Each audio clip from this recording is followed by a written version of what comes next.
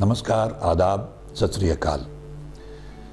दोस्तों, हमारे जीवन में कुछ लोग पाठ करते हैं, अभ्यास करते हैं, मेडिटेशन करते हैं, सत्संग करते हैं, मंदिर मस्जिद गुरुद्वारे जाते हैं, चर्च जाते हैं, तो काफ़ी समय हो जाता है उनको।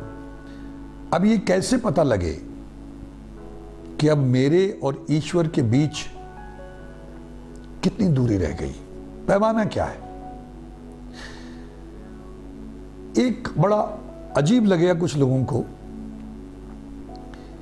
वैसे तो गुरु साहब का फरमान है कि ईश्वर के साथ अपनी निकटता मापने का जो तरीका है, अगर आपको शत्रु और मित्र में फर्क महसूस होना बंद हो जाए तो समझ लीजिए आप पहुंच गए, मंजिल तक पहुंच गए। अगर आपको सोने और मिट्टी में या कांच में कोई फर्क ना लगे तो समझ लीजिए आप पहुंच गए। अब शत्रु को देख के हम लोग, कैसा होता है हम सबको मालूम है, कोई शत्रु अगर हमारा सामने आ जाए, पड़ जाए, जिसको हम डिसलाइक करते हैं, जिसने हमारा बुरा किया हुआ है, अब ये एक पैमाना है कि अगर शत्रु को देख के हल्की सी तकलीफ हुई तो इसका मतलब ईश्वर की तरफ आपकी निकटता बढ़ी है। जैसे जैसे ईश्वर की तरफ निकटता बढ़ती जाएगी, शत्रु बुरा लगना बंद हो जाएगा। शत्रु को देख के कसमसाहट, गुस्सा आना बंद हो जाएगा। अगर आपको उसको देखते ही भ्रकुटी तन जाती है, क्रोध आने लगता है, तिलमिलाने लगते हैं, तो समझ लीजिए अभी आपके और ईश्वर के बीच में बहुत दूरी है।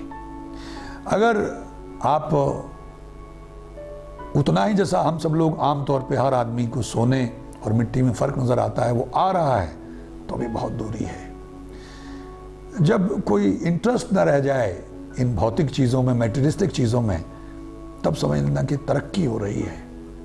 अब ये भौतिक संसार जो मैटेरियलिस्टिक वर्ल्ड है उसमें और जो आध्यात्मिक संसार है उसमें ये एक बुनियादी फर्क है। हमको तो हम ईश्वर से वही चीज़ें मांगते हैं जो हमारी समझ में आती हैं। तकरीबन हम सब लोग ईश्वर से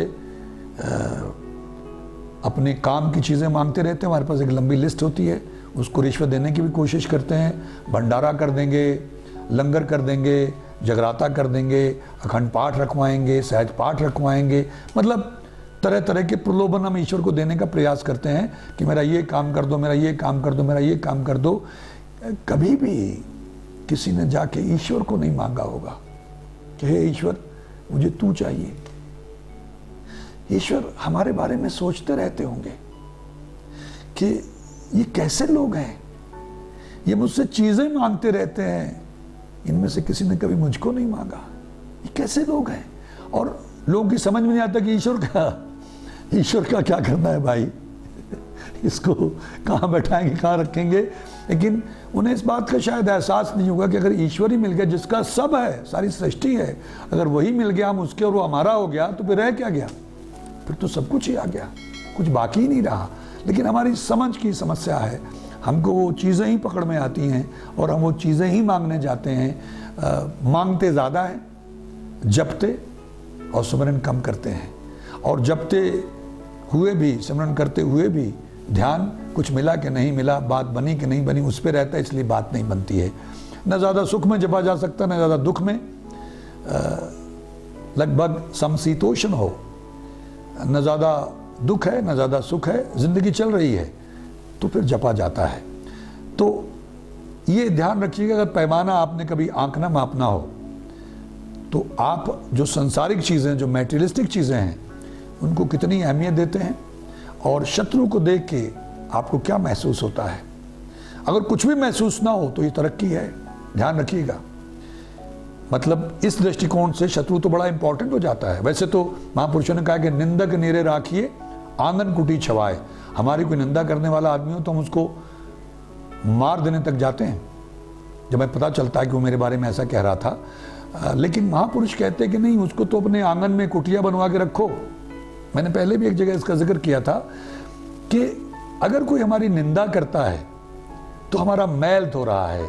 मैंने एक जगह ये जिक्र किया था कि माँ बाप ने तो हमारी गंदगी हाथों से धोई है, लेकिन निंदक जीभ से हमारी मैल धोता, हमारी गंदगी धोता है। तो हमारे पाप धो रहा है, उसका तो हमें धन्यवाद करना चाहिए, उसकी कदर करनी चाहिए, उसका लिहाज करना चाहिए, उस पर नाराज नहीं होना चाहिए। बस इससे ये भी सीखना चाहिए कि हमको किसी की निंदा चुगली नहीं करनी है, हम उसकी गंदगी, उसके पाप अपनी ज़बान से धो रहे हैं जब हम किसी की निंदा चुगली करते हैं। तो ये 2-4 चीज़ें आप देखिए कि शत्रु कितना इंपॉर्टेंट हो गया अध्यात्म में। जब भी, वैसे तो शत्रु कोई रहता नहीं है, ना को बैरी नहीं बेगाना, सगल संग हमको बने आई। कोई बेगाना नहीं है, कोई शत्रु नहीं, कोई बैरी नहीं, कोई अपना नहीं, सबके साथ बनाई, सब अपने हो गए। जब से साथ संगत में पाई, सगल संग हमको बने आई। सब अपने लगने लग गए, सारी सृष्टि, सारी दुनिया अपनी लग गई, क्योंकि सब में वो ईश्वर नजर आता है। तो ये वो पराकाष्ठा है, ये वो हाईएस्ट लेवल है। अब आप अपना पैमाना रखें अपने पास, जब भी कहीं जाएं, चीज़ों को कितना आप ताले में लगा के रखते हैं, कितना संभालते हैं, कितनी चिंता करते हैं वो, और दया कितनी आप में। और दूसरी तरफ शत्रु को आप किस दृष्टि से देखते हैं, शत्रु और मित्र में फ़र्क कितना नज़र आता है, आपको मालूम हो जाएगा रोज़ के रोज़ कि आपकी निकटता हरि के प्रति कितनी बड़ी है, आप कितने नज़दीक पहुँचे हैं, वहीं खड़े हैं। अगर जितनी खुंदक पहले आती थी अब भी उतनी आती है, तो इसका मतलब वहीं खड़े हैं। अगर कम होती जा रही है, इसका मतलब आगे बढ़ रहे हैं। और जब बिल्कुल ही वो नाराज़गी गायब हो जाए, क्रोध गायब हो जाए, तो समझ लीजिएगा कि आप कहीं पहुंच गए हैं। मैं उम्मीद करता हूं कुछ मित्रों की बात पकड़ में आई होगी। इस पैमाने को हमेशा जब भी निकलें तो इस्तेमाल करते रहिएगा, आपको फ़ौरन साथ के साथ जवाब मिलता रहेगा। आप सबका बहुत बहुत धन्यवाद। ईश्वर हम सबका भला करे। नमस्कार, जय हिंद, जय भारत।